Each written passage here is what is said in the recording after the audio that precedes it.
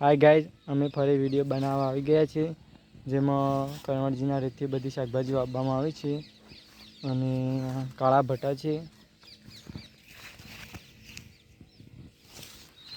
ખૂબ જ મોટા થયા છે અને ઊંચા પણ થયા છે. જે નમી ના જાય માટે વાયર અને આવી થાંભલીઓ રોપવામાં આવે છે, જેથી ભટા નીચે ના પડે અને બગડે નહીં. અને આનો બહાર પણ સારો છે અને મોટા મોટા ભટા થયા છે. અને આનું વેચાણ પણ સારું થાય છે, ભાવ પણ સારો આવે છે. આ ભટાનું વેચાણ પણ સારું થાય છે અને બજારમાં ભાવ પણ સારો હોય છે. અને સારી ખેતી થઈ શકે છે. અને બાજુમાં મરચીના રીતે મરચાં આપવામાં આવે છે, તેને મરચીનું પણ ઉખાડવામાં આવે છે.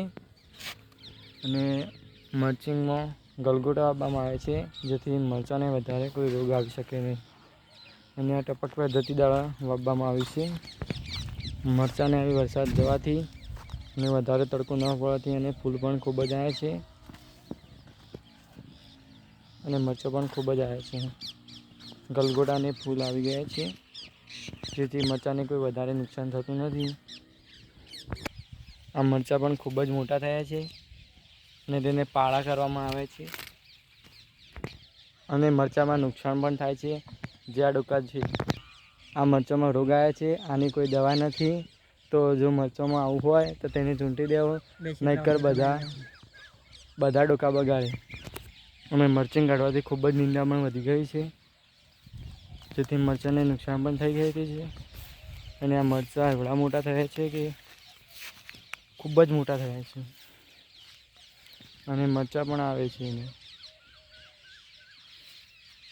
આ મરચાંને 3 થી 4 મહિના થવા આવે છે. ખૂબ જ સારા મરચાં છે.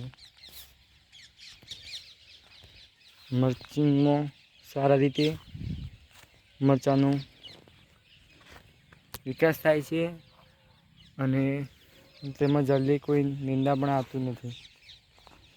અને શેતાની કોરેમોરે આ કણવરજીના વાલોળ એટલે કે મરચી વાલોળ વાવવામાં આવે છે, જેને ખૂબ જ ફૂલ અને મરચી વાલોળ પણ આવી ગયા છે.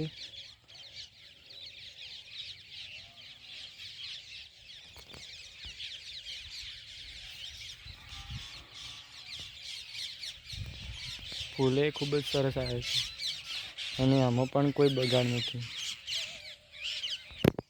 અને જો મરચાંમાં વધારે વાદળા એટલે કે ખરાબ વાતાવરણ હોય એટલે ફૂલ પણ ખૂબ જ સારા પડી જાય છે અને મરચાં પણ જલ્દી આવતા નથી.